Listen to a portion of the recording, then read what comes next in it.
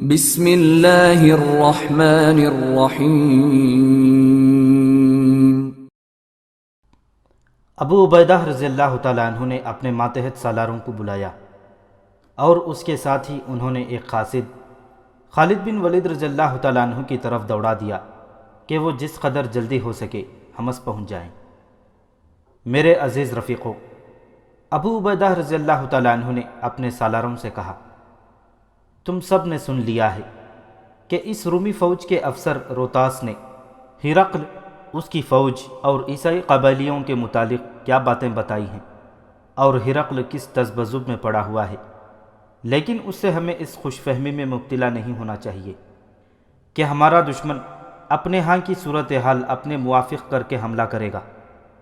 ہم یہی سمجھیں گے کہ کسی بھی وقت حمص محاصرے میں آ جائے گا، اور ہمارے پاس نفری اتنی تھوڑی ہے کہ ہم یہ محاصرہ توڑ نہیں سکیں گے۔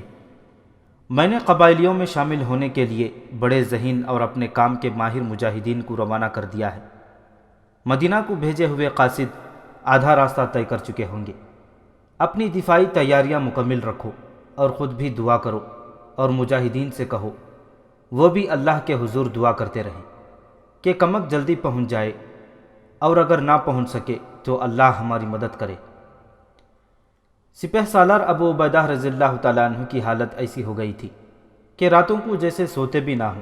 ایسا تو وہ دن اور رات میں 2-3 مرتبہ ضرور کرتے کہ قلعے کی دیوار پر جا کھڑے ہوتے اور مدینہ کی طرف دیکھنے لگتے، حالانکہ وہ جانتے تھے کہ اتنی جلدی کمک نہیں پہنچ سکتی۔ دن گزرتے جا رہے تھے۔ اس وقت خالد بن ولید رضی اللہ تعالیٰ عنہ شام کے مفتوحہ شہر خنسرین میں تھے۔ حمص کا قاصد ان تک پہنچا اور انہیں بتایا کہ حمص کس خطرے میں آ گیا ہے، اور سپہ سالار اس وقت کس تکلیف اور اذیت میں مبتلا ہے۔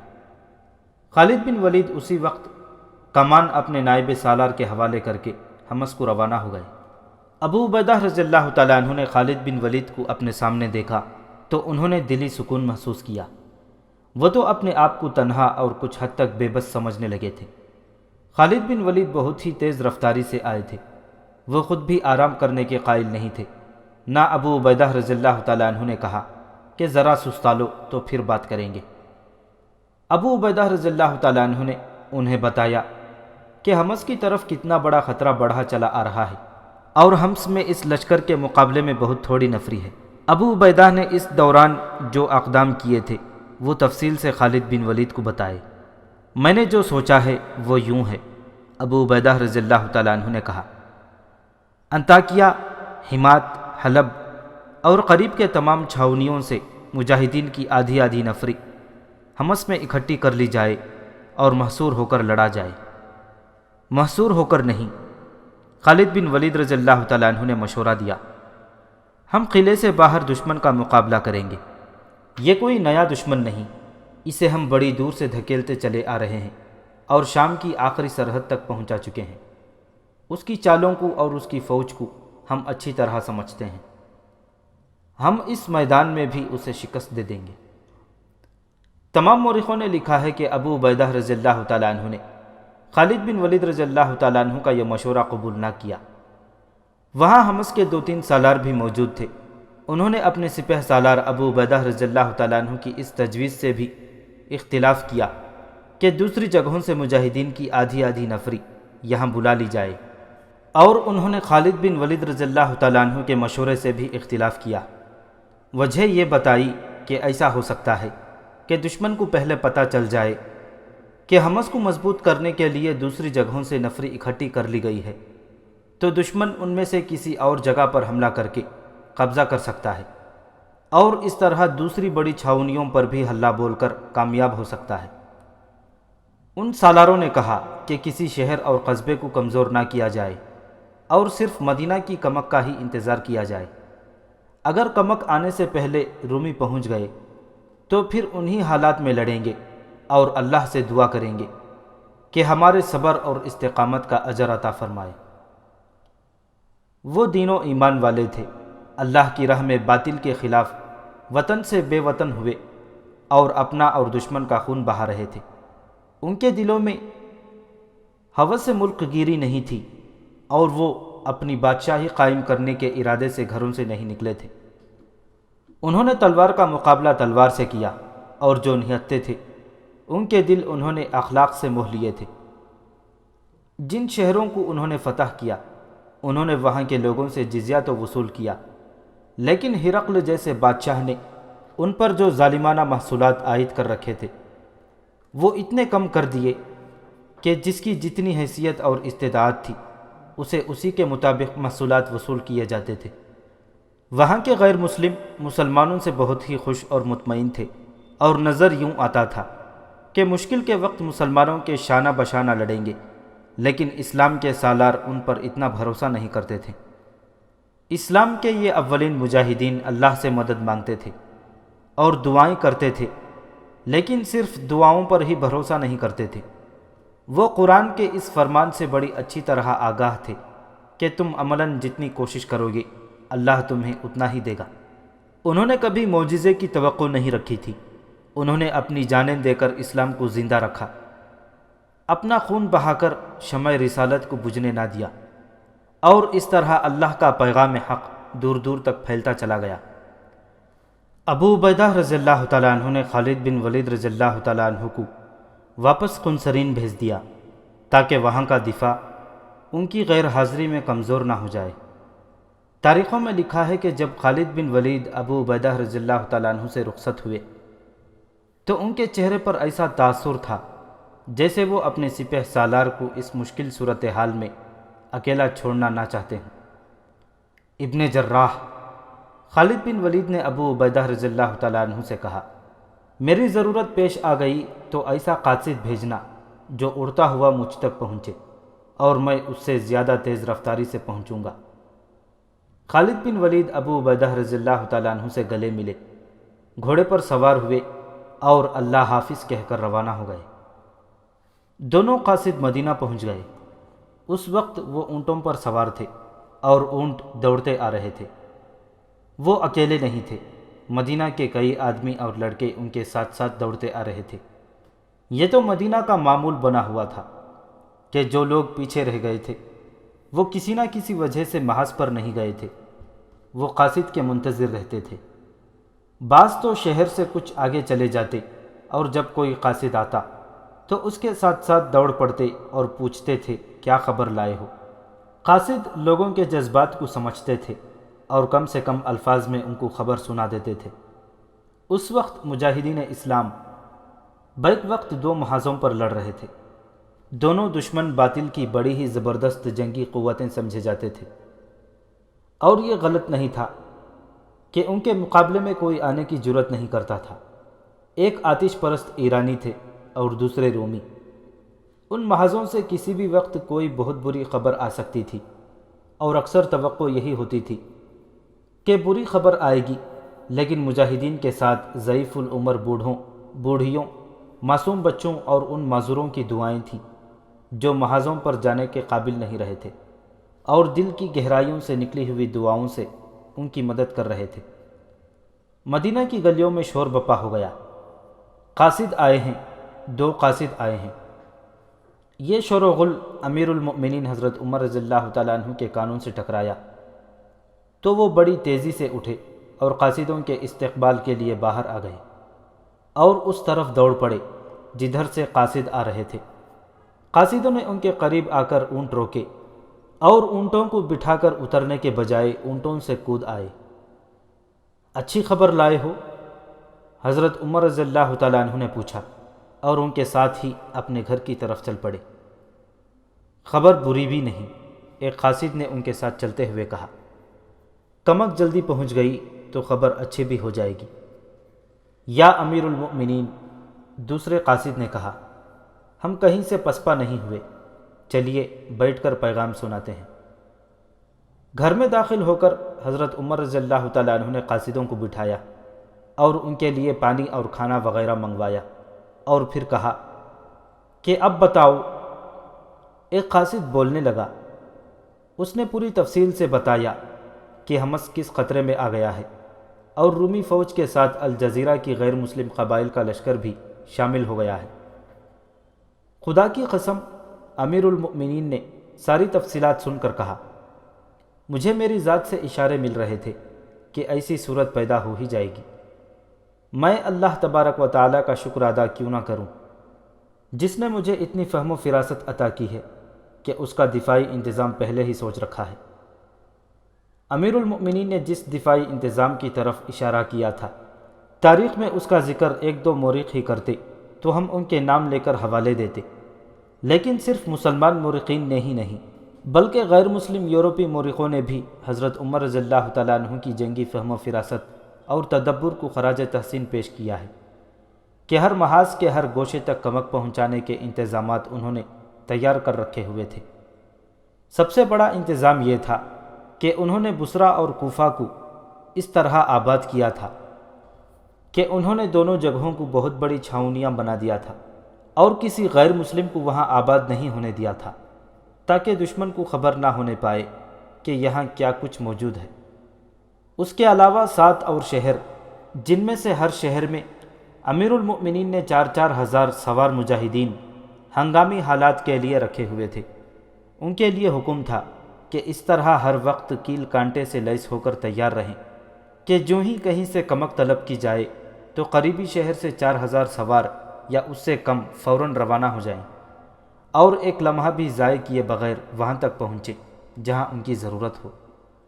امیر المؤمنین نے اسی وقت ایک قاصد سعد بن ابی وقاص رضی اللہ تعالیٰ عنہ کی طرف دوڑا دیا اور پیغام یہ دیا کہ قعقاع بن عمرو کو 4,000 سوار دے کر یہ پیغام ملتے ہی حمص بھیج دو، اور وہاں ابو عبیدہ رضی اللہ تعالیٰ عنہ دشمن میں گھر گئے ہیں اور کمک پہنچنے تک نہ جانے وہاں کیسی صورتحال پیدا ہو جائے۔ اس وقت سعد بن ابی وقاص رضی اللہ تعالیٰ عنہ مدائن میں تھے اور زردشت کے پجاری وہاں سے بھاگ گئے تھے، اور اس طرح کسریٰ ایران کو شکست فاش دی گئی تھی اور عراق مسلمانوں کے قبضے میں آ گیا تھا۔ قعقاع بن عمرو اس وقت کوفہ میں تھے۔ سعد بن ابی وقاص رضی اللہ تعالیٰ عنہ نے امیر المؤمنین کا پیغام ملتے ہی ایک قاصد کوفہ بھیج دیا۔ قعقاع پیغام ملتے ہی 4,000 سوار لے کر یوں کوفہ سے حمص کو نکلے جس طرح اچانک طوفان اور بگولے اٹھا کرتے ہیں۔ ان کے لیے حکم تھا کہ کم سے کم پڑاؤ کر کے تیز سے تیز حمص پہنچنا ہے۔ اس وقت حضرت عمر رضی اللہ تعالیٰ عنہ کے پاس ان کے مشیر بیٹھے ہوئے تھے اور امیر المؤمنین جو کچھ بھی سوچتے ان سے مشورہ لیتے تھے۔ یہ صورتحال امیر المؤمنین حضرت عمر رضی اللہ تعالیٰ عنہ کے تدبر اور دور اندیشی کی بڑی سخت آزمائش تھی۔ وہ پسپائی اور شکست کا نام بھی نہیں سننا چاہتے تھے۔ یہ تو جذباتی کیفیت تھی۔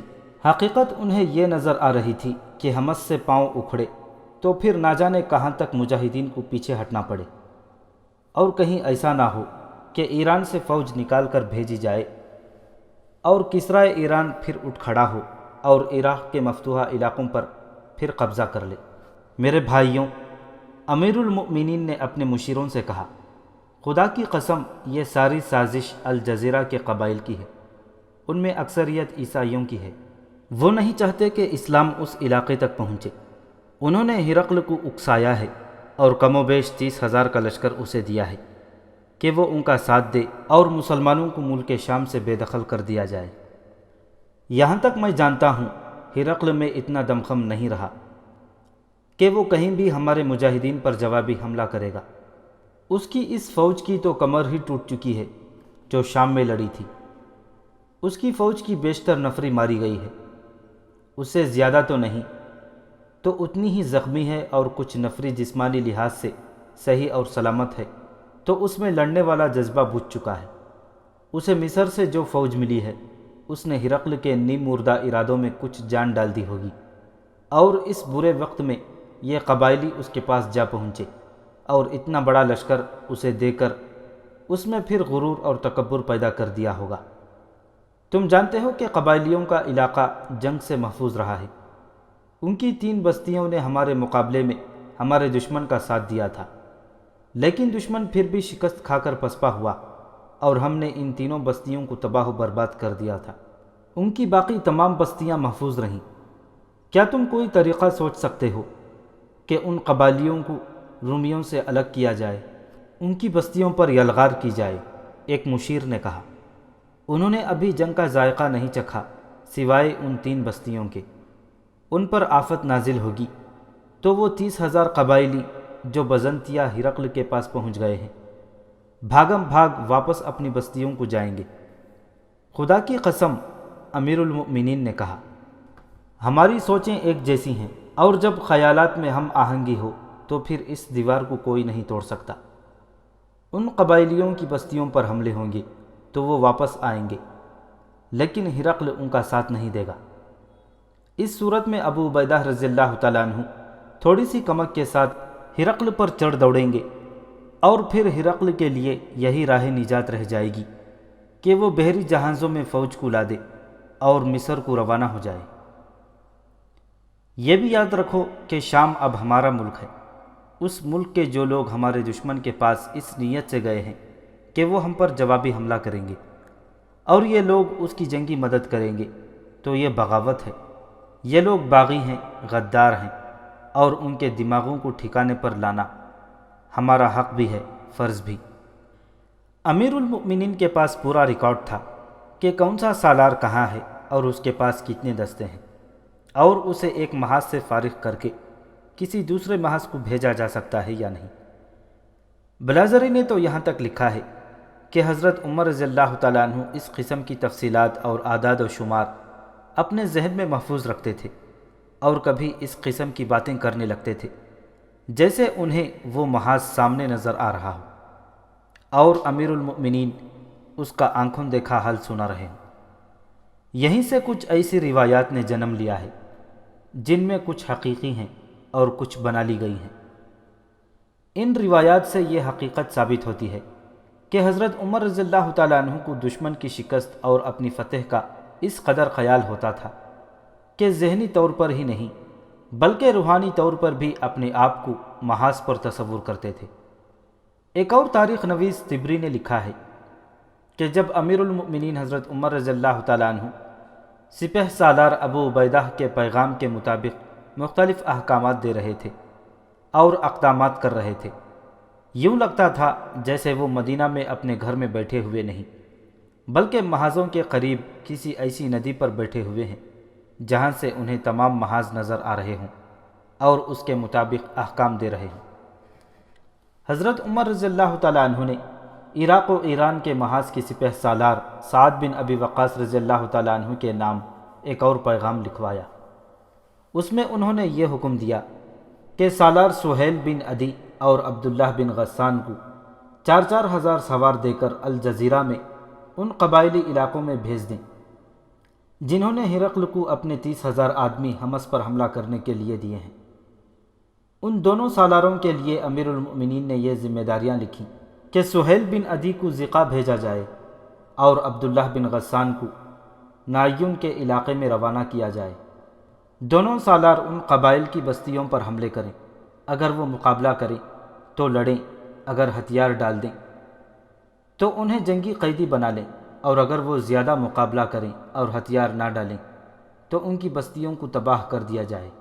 امیر المؤمنین حضرت عمر بن خطاب رضی اللہ تعالیٰ عنہ نے یہ بھی لکھوایا کہ جب یہ دونوں سالار ان علاقوں سے جو انہیں دیے گئے ہیں باغیوں کو صاف کر دیں تو سہیل بن عدی رضی اللہ تعالیٰ عنہ ہیران اور عبداللہ بن غسان رضی اللہ تعالیٰ عنہ روحا چلے جائیں۔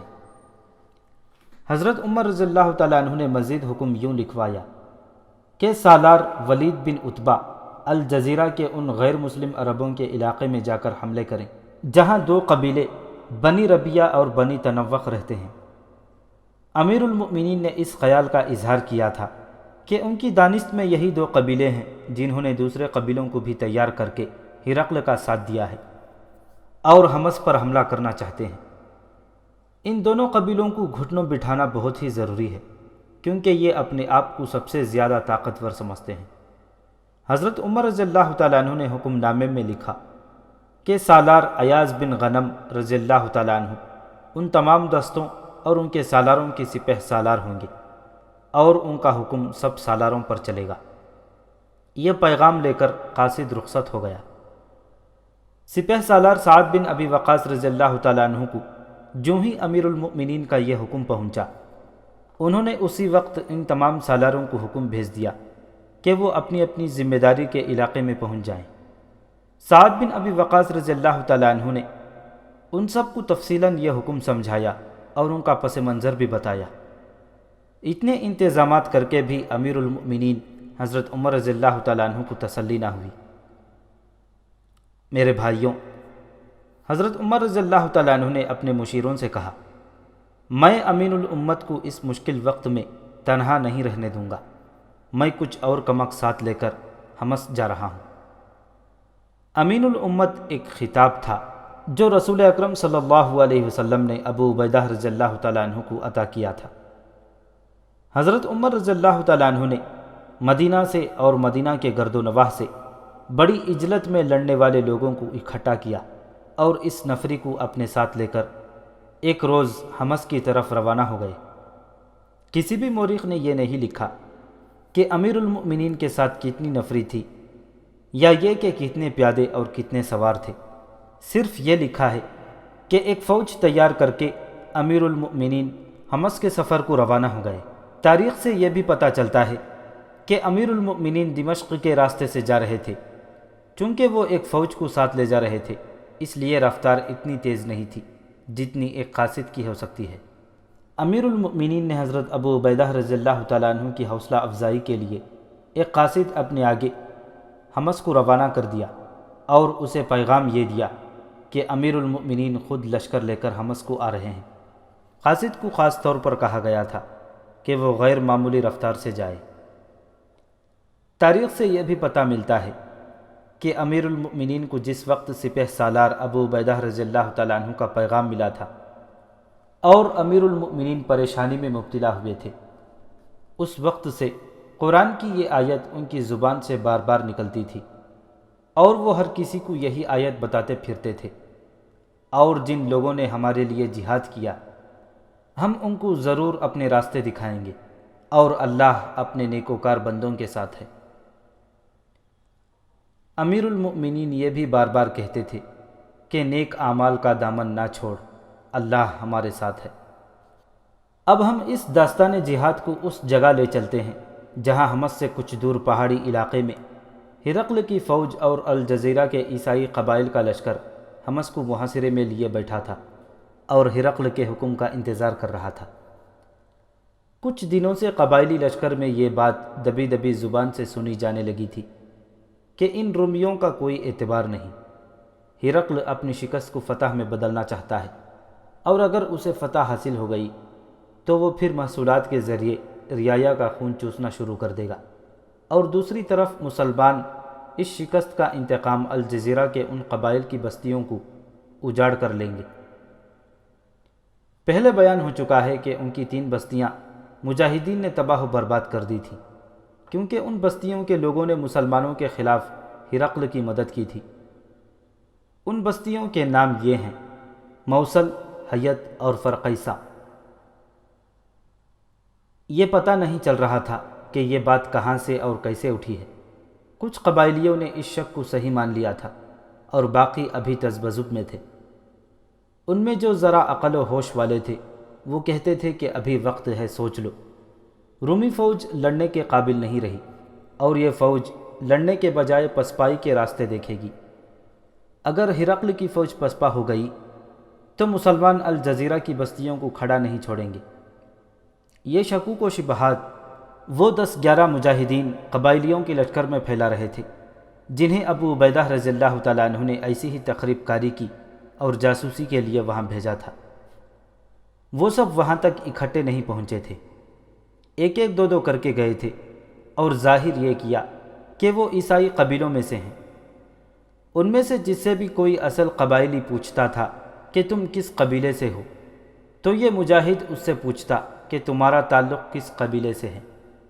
وہ اپنا قبیلہ بتاتا تو مجاہدین کسی دور دراز علاقے کے گمنام سے قبیلے کا نام لے لیتا۔ مختصر یہ کہ وہ مجاہدین اپنے مشن میں خاصی کامیابی حاصل کر رہے تھے۔ انہوں نے بددلی پھیلانا شروع کر دی تھی اور دیکھا گیا کہ ان کی مخالفت اور تردید بہت کم ہوتی تھی۔ تاریخوں کے مطابق حقیقت یہ ہے کہ ان قبائلیوں میں اکثریت ابھی وہم اور شک میں مبتلا تھی۔ وہ جو اللہ نے قرآن میں مجاہدین کو مجدہ سنایا کہ اللہ کی راہ میں جہاد کرنے والوں کو اللہ راستے دکھا دیا کرتا ہے اور نیک اعمال والوں کے ساتھ رہتا ہے، یہ فرمان حمص سے کچھ دور پہاڑی علاقے میں عملی صورت میں سامنے آ گیا۔ اس کی ابتدا بزنطیہ میں ہوئی تھی۔ پچھلے باب میں سنایا گیا ہے کہ الجزیرہ کے بڑے بڑے قبیلوں کے 25-30 سردار بزنطیہ ہرقل سے ملنے اور اسے جنگی مدد پیش کرنے کے لیے گئے تھے، تو ان کے ساتھ 20-25 نہایت خوبصورت اور نوجوان لڑکیاں تھیں جن کے چہروں سے معصومیت ٹپکتی تھی۔ ان میں کچھ لڑکپن کی کم عمری میں تھیں۔ انہوں نے یہ لڑکیاں ہرقل کو دربار میں پیش کیں اور بتایا تھا کہ وہ اس کی مدد کو آئے ہیں۔ ہرقل نے ان معصوم لڑکیوں کو دیکھ کر پوچھا تھا کہ تم یہ لڑکیاں میرے لیے تحفہ لائے ہو؟ ایک بوڑھے عیسائی سردار نے اسے جواب دیا تھا کہ ہم آپ کے بازو مضبوط کرنے آئے ہیں، اور یہ لڑکیاں ہم تحفے کے طور پر نہیں لائے، یہ ہماری اپنی بیٹیاں ہیں۔ انہیں آپ کے پاس یہ دکھانے کے لیے لائے ہیں کہ یہ ہماری عزت اور آبرو ہے جو اس جنگ میں محفوظ نہیں رہی۔ اس قبائلی سردار نے یہ بھی کہا تھا کہ ان معصوم بچیوں اور ان جیسی ہزارہ بچیوں کی آبرو کی حفاظت کرنے کے لیے آپ کے ساتھ بات کرنے آئے ہیں، آپ ہماری مدد کریں اور ہم آپ کی مدد کریں گے اور آپ کو ہزارہ جوان جنگجوؤں کا لشکر دے دیں گے۔ اسی ملاقات میں ان قبائلی سرداروں کے ساتھ ہرقل نے جنگی معاہدہ کر لیا اور انہیں کہا کہ وہ واپس چلے جائیں اور جس قدر لشکر اکٹھا کر سکتے ہیں کر لیں اور بہت ہی جلدی لشکر کو یہاں لے آئیں۔ ہرقل نے انہیں یقین دلایا کہ ان قبائلیوں نے اسے فتح دلا دی تو وہ ان تمام قبائل کو آزاد اور خود مختار کر دے گا اور ان پر اپنا کوئی محصول یا معاوضہ عائد نہیں کرے گا۔ یہ قبائلی سردار جب واپس جانے لگے تو انہوں نے کہا کہ ان کی لڑکیوں کو باہر بھیجا جائے کہ وہ انہیں اپنے ساتھ لے جائیں۔ کسی مشیر نے یہ مشورہ دیا کہ سفر لمبا ہے اور پرخطر بھی، مسلمانوں کا کچھ پتہ نہیں کہ وہ کہاں راستے میں آ جائیں۔ ایسا ہوا تو وہ ان سب سرداروں کو قتل کر کے لڑکیوں کو اپنے ساتھ لے جائیں گے۔ سرداروں کو ہرقل پر اتنا اعتماد تھا کہ انہوں نے یہ بات مان لی اور لڑکیوں کو وہیں ہرقل کے محل کے کسی حصے میں چھوڑ آئے جہاں انہیں کسی قسم کی کوئی تکلیف نہیں تھی۔ دو مورخوں نے لکھا ہے کہ ظاہری طور پر یہ مشورہ تو ایک مشیر نے دیا تھا، لیکن در پردہ ہرقل کی اپنی خواہش تھی کہ اتنی خوبصورت اور نوخیز لڑکیاں اس کے ہاتھ سے نہ نکلیں۔ اس نے اس مشیر کو یہ مشورہ دینے کے لیے کہا تھا۔ ہرقل بادشاہ تھا اور بزنطیہ میں اس کا محل بھی تھا۔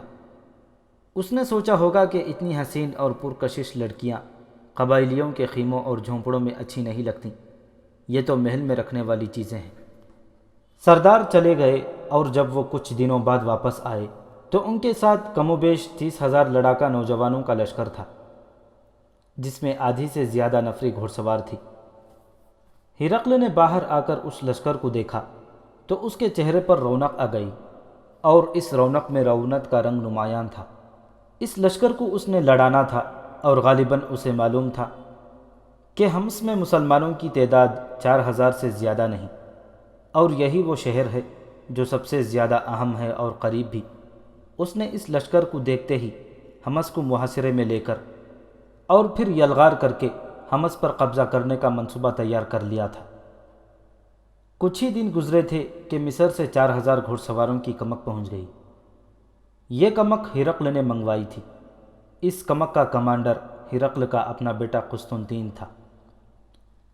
ہرقل نے قبائلی لشکر بھی اس کے حوالے کر دیا، اور اس طرح قسطنطین اپنے سوار دستوں کے علاوہ قبائلی لشکر کا بھی کمانڈر بن گیا تھا۔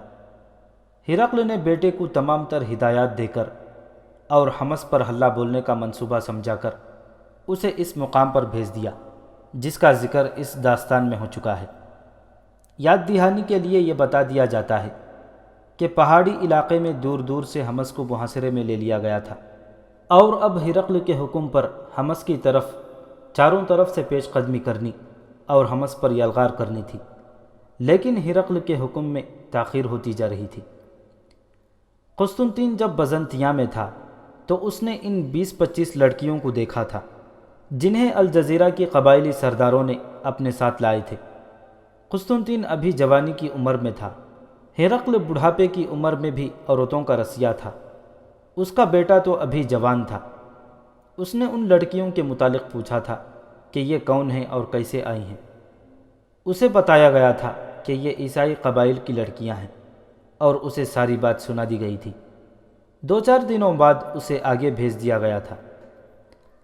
کچھ دن آگے محاذ پر رہ کر اس نے اپنی فوج اور لشکر کی ترتیب دیکھی اور اپنے ماتحت کمانڈروں کو ہدایات دیتا رہا۔ وہ شاید اس جنگلاتی اور پہاڑی علاقے سے اکتا گیا تھا، اور اس کے لیے وہاں اس کے سوا کوئی کام نہ تھا کہ گھوڑے پر سوار ہو کر اپنے دستوں اور قبائلیوں کے لشکر کو دیکھ آتا تھا۔ یہ تو کئی میلوں میں پھیلا ہوا لشکر تھا۔ ابھی کوئی جنگی سرگرمی نہیں تھی۔ ایک روز وہ بزنطیہ چلا گیا۔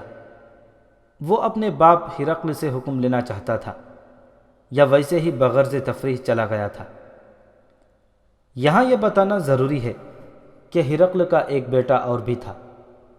اس کی کئی بیویاں تھیں اور ہر بیوی سے اولاد تھی، لیکن یہ دوسرا بیٹا اس کی تمام تر اولاد میں نمایاں اور ایک خصوصیت کا حامل تھا۔ اس کا نام یوکلس تھا اور اس کی عمر ابھی 16-17 سال تھی۔ ہرقل کو اصل پیار قسطنطین سے تھا۔ قسطنطین جنگی فہم و فراست اور مہارت کا حامل ہونے کے علاوہ سلطنت کے امور سے بھی واقف تھا اور پیچیدہ مسئلے بھی سلجھا لیا کرتا تھا۔ ہرقل نے قسطنطین کو ہی اپنا جانشین مقرر کر دیا تھا۔ ہرقل کا بیٹا یوکلس کسی اور بیوی سے تھا۔ اس کی ماں بڑی چال باز اور ہوشیار عورت تھی، اور اس کا ذہن محلاتی سازشوں میں خوب چلتا تھا۔ اسے بہت دکھ تھا کہ ہرقل نے قسطنطین کو جانشین مقرر کر دیا تھا، لیکن یوکلس کی ماں اپنے اس بیٹے کو جانشین مقرر کروانا چاہتی تھی۔ تاریخ میں ایسا کوئی اشارہ نہیں ملتا کہ یوکلس خود بھی جانشین بننے کا خواہش مند تھا یا نہیں، لیکن اس کی ماں کی سوچ کچھ اور ہی تھی۔ یوکلس میں ایک جسمانی خامی تھی جو اچھی خاصی معذوری تھی۔ وہ یہ کہ اس کا بایاں بازو پیدائشی طور پر بیکار تھا اور بالکل سوکھا ہوا۔ یوکلس کی ماں کو ہرقل نے یہی جواز بتایا تھا کہ وہ آدھے آدمی کو اپنی اتنی بڑی بادشاہت کا جانشین نہیں بنا سکتا۔ یوکلس کی ماں اس جواز کو تسلیم نہیں کرتی تھی۔ یوکلس کا کمال یہ تھا کہ دائیں بازو سے ہی تیغ زنی اور برچھی بازی کر لیتا تھا، اور اس کا وار خالی نہیں جاتا تھا۔ یوں کہہ لیں کہ وہ اسی طرح ماہر تیغ زن اور برچھی باز تھا جس طرح دونوں بازوؤں والے ہوتے ہیں۔ ایسے ہی وہ گھڑ سواری میں بھی شہ سوار بن گیا تھا۔ صرف دائیں ہاتھ سے گھوڑے کی لگام قابو میں رکھتا، اور اس نے کئی بار کرتب بھی دکھائے تھے۔ صرف تیر اندازی تھی جو اس نے نہیں سیکھی تھی، کیونکہ اس کے لیے دونوں بازوؤں کی ضرورت تھی۔ شکل و صورت اور جسمانی کشش کے لحاظ سے وہ قسطنطین سے زیادہ دل کو اچھا لگتا تھا۔ اس نے کئی بار ہرقل سے کہا تھا کہ اسے میدان جنگ میں جانے دیا جائے، لیکن ہرقل یہ خطرہ مول لینے کے لیے کبھی بھی تیار نہیں ہوا تھا۔ رومیوں کی زبان میں وہ جس نام سے مشہور ہو گیا تھا، اس نام کے معنی ہیں ایک بازو والا شہزادہ۔ قسطنطین محاذ سے بزنطیہ جا رہا تھا۔ شہر کے قریب سے ایک ندی گزرتی تھی جو چٹانوں میں سے گھوم پھر کر آگے ہو جاتی تھی۔ وہاں ندی کے کنارے درختوں کے اتنے جھنڈ تھے کہ دور سے کچھ نظر نہیں آتا تھا، اور وہ جگہ بہت خوبصورت تھی۔ قسطنطین کو اس جگہ کے قریب سے گزرنا تھا۔ وہ کچھ اور قریب ہوا تو اسے ایسے قہقہے اور کچھ ایسا شور سنائی دیا جیسے بچے یا لڑکیاں ندی میں نہا اور کھیل رہی ہوں۔ اس نے گھوڑے کی رفتار کم کر لی۔ اتنے میں ایک لڑکی دوڑتی ہوئی سامنے آئی۔ اس کے پیچھے ایک اور لڑکی دوڑ رہی تھی۔ وہ کھیل رہی تھی۔ یہ وہ 20-25 نوخیز لڑکیاں تھیں جنہیں قبائل کے سردار اپنے ساتھ لائے تھے کہ ہرقل کو دکھا کر بتائیں کہ یہ ہے ہماری عزت اور آبرو جسے ہم مسلمانوں سے برباد نہیں کروانا چاہتے۔ ان لڑکیوں کو بزنطیہ کے محل میں ہی رکھ لیا گیا تھا کہ وہاں محفوظ رہیں گی۔ وہ سب اس روز ندی میں نہانے اور کھیلنے آئی تھیں۔ ان میں سے 2 لڑکیاں ایک دوسری کو پیچھے دوڑتی ندی سے ذرا ہٹ کر چٹانوں سے نکلیں اور قسطنطین کے سامنے آ گئیں۔ ان میں پیچھے دوڑنے والی لڑکی 16-17 سال عمر کی تھی اور جس کے پیچھے دوڑ رہی تھی وہ 12-13 سال عمر کی تھی۔ قسطنطین کی نظریں بڑی لڑکی پر جم گئیں۔ ایک تو وہ تھی ہی بہت خوبصورت اور نوخیز، اور دوسرے یہ کہ وہ نیم برہنہ تھی۔ قسطنطین بادشاہ کا بیٹا تھا، بلکہ شہزادہ تھا، اور سلطنت روم کا اگلا بادشاہ اسی کو بننا تھا۔ یہ بادشاہ اپنی رعایا کی لڑکیوں کو اپنی ملکیت سمجھا کرتے تھے۔ قسطنطین نے اپنا گھوڑا اس لڑکی کے آگے کر لیا۔ چھوٹی لڑکی کچھ دور رک کر قسطنطین کو دیکھنے لگی۔ قسطنطین نے جس لڑکی کو روکا تھا اس کے چہرے پر خوف کا تاثر آ گیا اور وہ الٹے قدم آہستہ آہستہ پیچھے ہٹنے لگی۔ قسطنطین گھوڑے سے کود کر اترا اور اس لڑکی کی طرف بڑھنے لگا۔ قسطنطین اسے پیار سے بلا رہا تھا، لیکن لڑکی پیچھے ہٹتی جا رہی تھی۔ قسطنطین نے لپک کر اس کا ایک ہاتھ پکڑ کر اپنی طرف کھینچا، پھر اس کا ہاتھ چھوڑ کر دونوں بازو اس کی طرف پھیلائے، لیکن لڑکی بڑی پھرتی سے پیچھے ہٹ گئی اور اس کے بازوؤں میں نہ آئی۔ اب قسطنطین غضبناک ہو کر اس کی طرف بڑھا۔ لڑکی پیچھے کو مڑ کر بھاگنے لگی، لیکن ٹھوکر کھا کر گر پڑی۔ وہ اٹھے بغیر پیچھے کو سرک رہی تھی۔ اس کے اور قسطنطین کے درمیان 3 قدموں کا فاصلہ تھا۔ اچانک ایک گھوڑا کہیں سے سامنے اور ان دونوں کے درمیان آ کر رک گیا۔ قسطنطین نے سوار کو دیکھا تو وہ اس کا چھوٹا بھائی یوکلس تھا، جس کا ایک بازو سوکھ کر بیکار ہو گیا تھا۔ قسطنطین نے بڑے غصے میں اسے راستے سے ہٹ جانے کو کہا۔ یوکلس گھوڑے سے کود آیا۔ وہ قریب ہی سے گزر رہا تھا تو اس نے یہ منظر دیکھا۔ ہو سکتا تھا کہ وہ ان لڑکیوں کو دیکھنے ہی آیا ہو اور نیت اس کی بھی ایسی ہو جیسی قسطنطین کی تھی، لیکن وہ اس لڑکی کا محافظ بن گیا جس پر قسطنطین جھپٹ رہا تھا۔ قسطنطین نے تلوار نکال لی۔ یوکلس کود کر گھوڑے سے اترا اور گھوڑے کو ٹھوکر مار کر آگے کر دیا، اور اس نے بھی تلوار نکال لی۔ دونوں تلواریں تان کر ایک دوسرے کی طرف دیکھنے لگے اور وار کرنے اور روکنے کے لیے تیار ہو گئے۔ میرے سامنے سے ہٹ جاؤ یوکلس، قسطنطین نے چیلنج کے لہجے میں کہا۔ پہلے ہی تیرا ایک بازو نہیں ہے، میں تجھے دوسرے بازو سے بھی محروم کر دوں گا۔ پھر پہلا وار تو کر، یوکلس نے کہا۔ تجھے افسوس نہ رہے کہ وار کرنے کا موقع نہیں ملا تھا۔